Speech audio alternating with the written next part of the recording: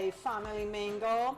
So here we are. Welcome to Generation Mingle. My name is B, your host, and today we will be bringing the boomers, Gen X, millennials, and Gen Z together on the topic that is very juicy and extremely important to me, on the topic of parenting through generation. And guys, I have a fabulous guest that I think she's qualifying extremely for that topic. Her name is Mallory, and she will be joining us today on our podcast. Welcome, Mallory. Hello, and thank you for having me. I'm so happy to be here. It's a pleasure. Mallory, would you be so kind and telling us what you identify yourself? As you know, I'm the Gen X, maybe a little bit sprinkle of boomers. But I really don't know what Mallory identifies herself with generations. Let us know, please. Okay, well, let's see. I don't really know the timeline all that well, but I would say I'm a millennial. My children call me a millennial, and they joke around with me, so they call me a millennial, with maybe some Gen X in there somewhere. It sounds perfectly normal because, again, I have the sprinkles of boomers and they're extremely visible. All friends tell me that I'm more old-fashioned. So, but what I wanted to talk, because she identified herself as millennials, I wanted to ask you, my dear, what household you grow up in? They were the boomers or the Gen X? What was the culture of your household?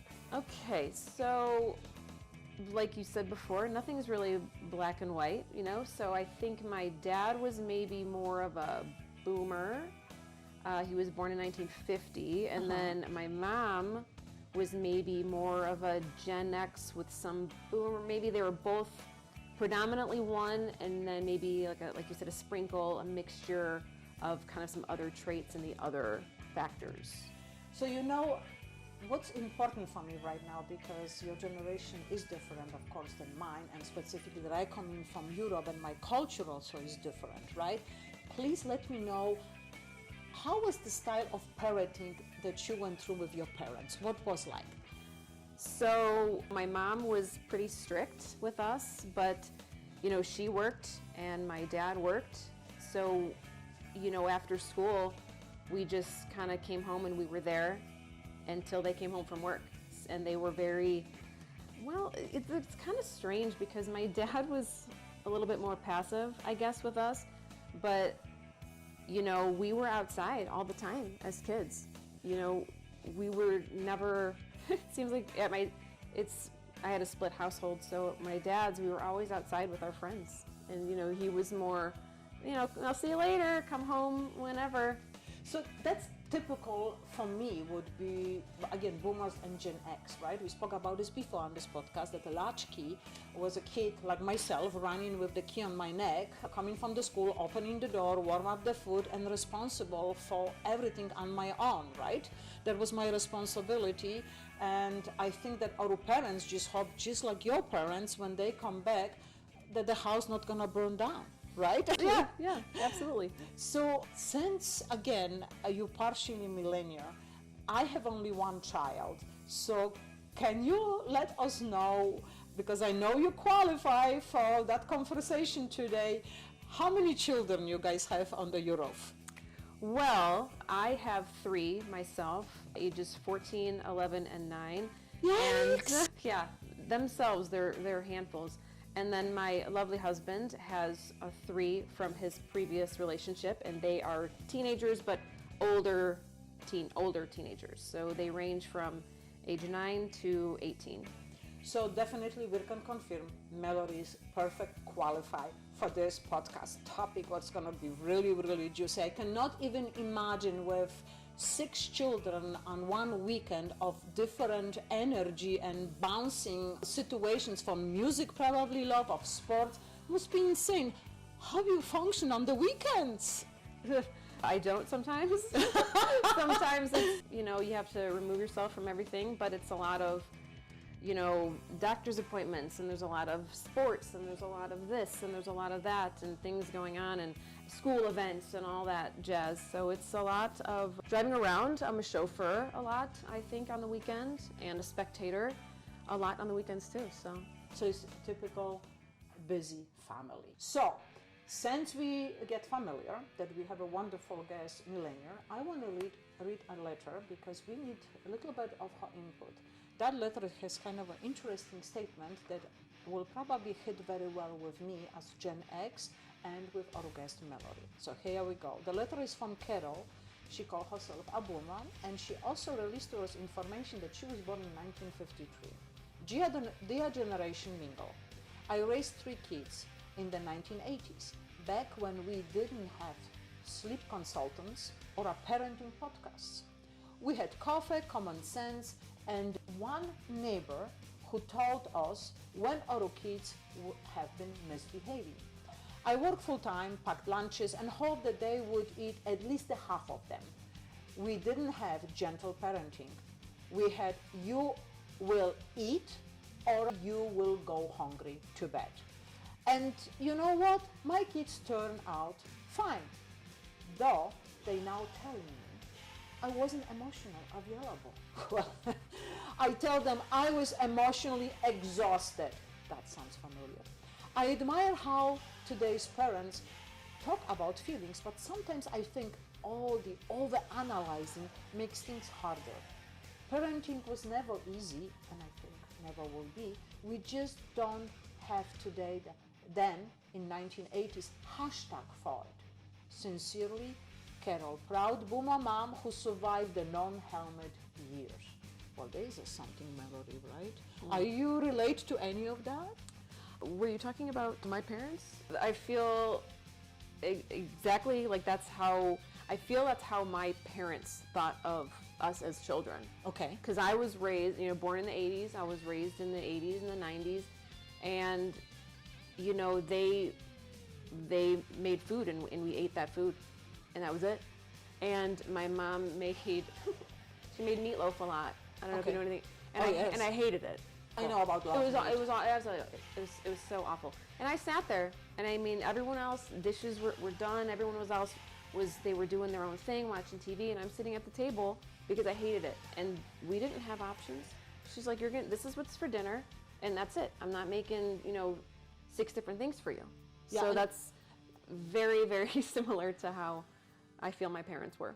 And we haven't been asked what we really want for dinner, right? We briefly maybe glanced when we were forced to assist our friends at the grocery store. They heard us, hey, you know what, this week we're gonna do this, and this week we're gonna do that. What do you think, right? Like briefly maybe they throw it at us, but we didn't have much choices. So I agree with you because, please chip in just a moment, Melody, but for me at least, it's the over-analyzing, and specifically toddler.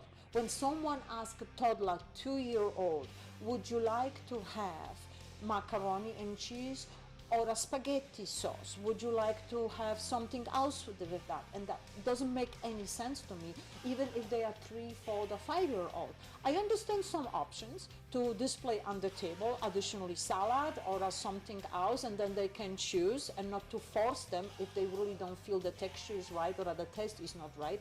But I don't understand the factor to over-analyzing child between 2 and 5 to give them a full, menu of the kitchen, what they would like to eat. It's too much for me. What do you think, Melody? I could not agree more. This is what we're doing. When I was growing up, this is what we're doing, and we're doing this, and this is how it's done. And then, I have kids, and like you said about the toddler, do you want to have this or do you want to have this? And it's just like, I don't think that's the way it should be. You can have options, and that's fine. And you can have options when you're talking about, do you want to brush teeth first or do you want to take a bath first? I think those kinds of options are more appropriate for a kid, because if you're like, do you want, apples or oranges? I don't think that they think like that, and I don't think that by me not having that I turned out terribly as an adult. I think I didn't have options, and I'm okay. Right? You know what I mean? It's just like, I don't think that those kinds of options are good. So nice to hear from, sorry to interrupt you, it's so nice to hear from the millennials that opinion, because I think that more and more us boomers and Gen Xers are very critical to the millennials, but it's so nice and refreshing to find out that some of the millennials seen that little struggle that is not healthy. So I received another letter from a gentleman named Mike. He have told me that he is Gen X in this letter, and he was born in 1975. Here we go. Hey Mingle crew, as a Gen Xer, I feel like I am parenting in translation. My parents were strict. Love meant a roof, food, and gas money. Sounds familiar. No one asked how I felt about anything. Now I'm raising teens in the Wi-Fi era, where every disagreement ends with statement. I saw a TikTok that says you are emotionally manipulative. I'm trying to be parent, but also practical. I teach responsibility, but my kids think that I am too old-fashioned. I tell them, you will thank me later. And they say, that is gaslighting. It is exhausting, but I'm proud because my kids still talk to me, even if it is a huge debate. That is something we don't have growing up. My best, make Gen X that trying to prevent between analog and anxiety. So, saying that the decisions making for, for kids and helping them meet everything. And I think that Mike got that right to tell the kids that they will thank him later. He tried to educate and he tried to have a little chat with them. And I love the fact because our boomers parents have not talked to us, right? At least the Gen X, as a Mike himself, he tried to be a little bit fresh on all this, new situations with the internet and the comments that are very strong, and sometimes kids, linking them to our comments from different area, not really understand, they're just making statement, that is gaslighting, right? And I'm not sure, do you have those moments with your children that they're pointing out something from online that it's surprising to you and just like, wow? I think that, the terminology and the lingo that these kids are using, they don't know what these words and these phrases really mean. So I don't even know what half of them mean sometimes when they're talking to me, and I'm like, I don't know what you're saying. So when they say, you're gaslighting me, and it's just like, I'd never told my mom that. Like, you're gaslighting me. It's like, we just didn't talk like that. So when they say things like that, I'm like, first of all, where are you hearing this from? Like, are you getting all of your information from the internet? Like, I just feel like they're saying it because they're seeing it somewhere and they're not understanding what it means to do that. Exactly my point, right? This is why I think it is important that I agree with the millennial, we do have to have the chat with the kids to find out what's going on, right? Because at the same time, we're trying to do the best for them and help them and, save them from, we spoke earlier with Mary actually today about situation as, especially here in Vegas where we're located, when suddenly it's really, really cold. From the heat of 80, we have a 45 in the morning, kids going to school, and we repeatedly say, take a coat with you, take a coat with you. Eventually, we are tired of it, and we're not turning around with the car or are driving back and bring them the coat to school. We're trying to just educate and keep that coat, because I believe that this is extremely important for the future development of the children to making the right decisions in important situations, right? Did you find yourself accommodating your kids? Oh, I do it, and I feel so bad because we were talking about it earlier, and oh, Mom, we're driving to practice. I don't have my cleats. I forgot this. I forgot that. And it's like, okay, I got to turn around, and we're gonna be late. And you get so exhausted as a parent that when it comes down to it, you're just like, you know what? I'm not. This is, you're accountable. You're accountable for your stuff, and you're accountable for be responsible for your belongings and your things. And if you forgot, then forgot your Chromebook at home, I'm not bringing it to school for you. Like, more power to the millennial. She has a partially, symptoms of Gen X. So guys, we will use that millennial here, okay? She's fantastic resource to confirm all the doubts that I did have. So I have another letter actually from the millennial. So here we go. The name is Taylor, millennial parent, and she told me she was born here in 1988. Hi Generation Mingle, I am millennial mom with 2 little ones, and I feel like I am parenting on a hard mode. I am constantly torn between how I was raised and what the experts say I should be doing. My boomer parents told me, you will understand when you are older. Well, I am older, and all I understand is that parenting is complete chaos. We read every article, join parenting groups, following therapists on Instagram, and I still feel like I am failing. We are gentle until we are not. patient until bedtime, and always a little scared we are messing them up. But the difference is we talk about. We are breaking cycles. And even if my kids roll their eyes at me one day, I hope they will remember that I tried my best. With love and caffeine, Taylor, millennial mom, powered by iced coffee and self-doubt. Well, here it is. This is a person that I spoke with Mallory just before the podcast briefly, that I'm questioning that overthinking, right? We overthink too much what to do and how to do, and sometimes I feel like some of the millennials moms are trying to make that decisions for kids to just boost up even their own personal self-esteem, that they doing the good job and they making the decisions for them. So I don't know, I just put it out there. Please guys, chip in, put the comments in, and I will ask Mallory in just a second. But my question is, when you constantly make that decisions for them and you're helping them with absolutely everything, how are your expectations for them in the future when they will be left alone? I heard that comments and I have read articles when the parents assisting currently some of the kids to an interview. This is why we do have the problems. That is why we have, some of these kids in depressions, and definitely we need then the therapy. I'm not saying that it's not right to speak to therapists, but we have to let the children to make their own mistakes, make them accountable for some key things to, face that life in the future. What do you think, Mallory, as a millennial?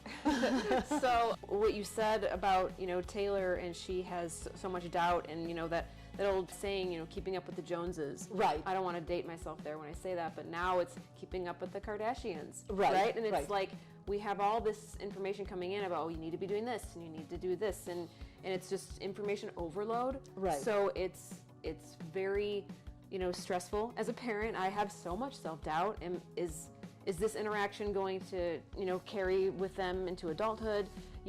Should I have brought him his cleats? And should I have brought him his Chromebook to school? And by not doing that, is that what they're going to remember? Or are they going to remember, what Taylor said in her letter, that I tried, that I was there and I did my best, Well, I think, Mallory has a really great point.